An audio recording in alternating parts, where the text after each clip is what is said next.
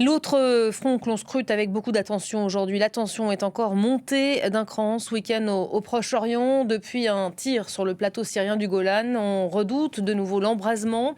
La frappe qui a fait 12 morts a été imputée au Hezbollah, qui dément une provocation qui a franchi toutes les lignes rouges selon les autorités israéliennes.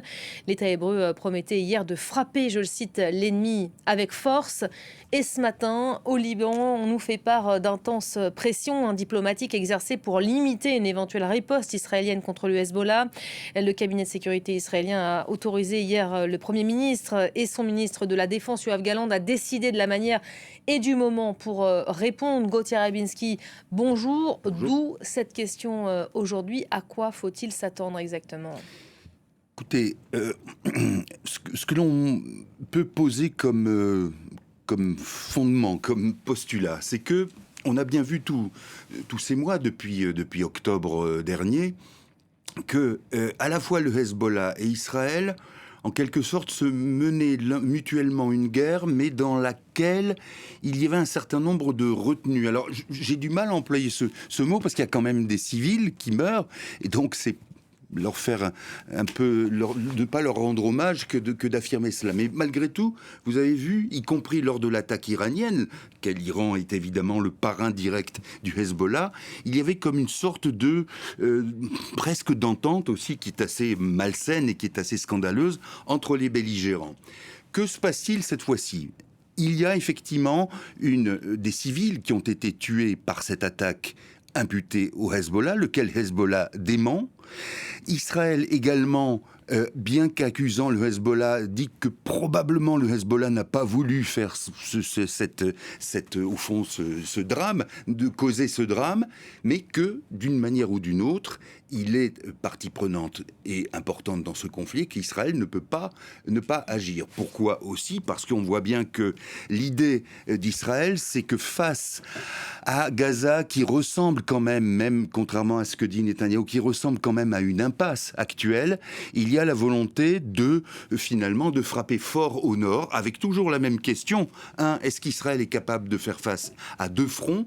2, est-ce que même il est capable de faire face au Hezbollah, qui a un arsenal très conséquent, et on se souvient que la dernière confrontation n'avait pas été totalement couronnée de succès pour Israël.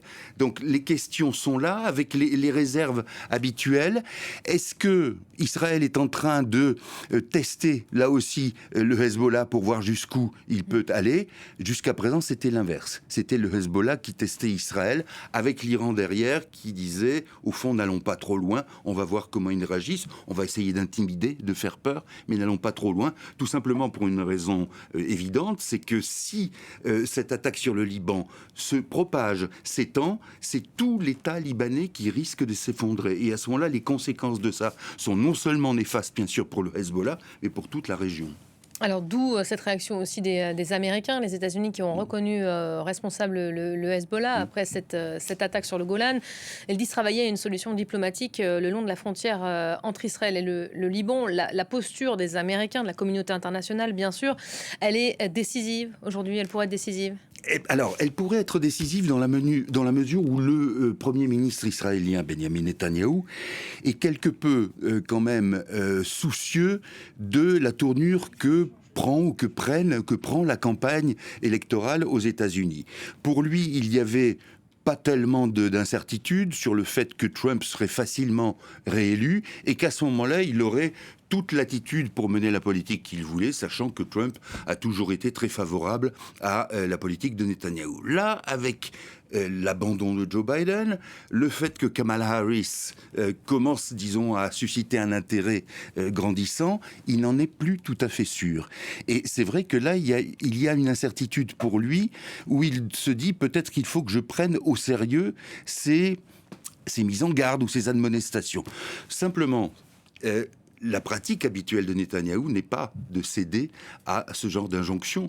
Israël, même d'une certaine façon, a toujours eu une politique étrangère en quelque sorte autocéphale, c'est-à-dire que malgré les mises en garde, Israël a toujours l'idée de faire ce qu'il veut, y compris même quand la pression est grande. Alors à ce moment-là, on peut éventuellement se retirer ou couper la poire en deux. C'est ce qui pourrait être le cas dans cette affaire avec le Hezbollah au sud-Liban, c'est-à-dire qu'il pourrait y avoir une action israélienne sur quelques jours qui, en quelque sorte, signifierait que l'on riposte face à cette attaque qui a causé des morts.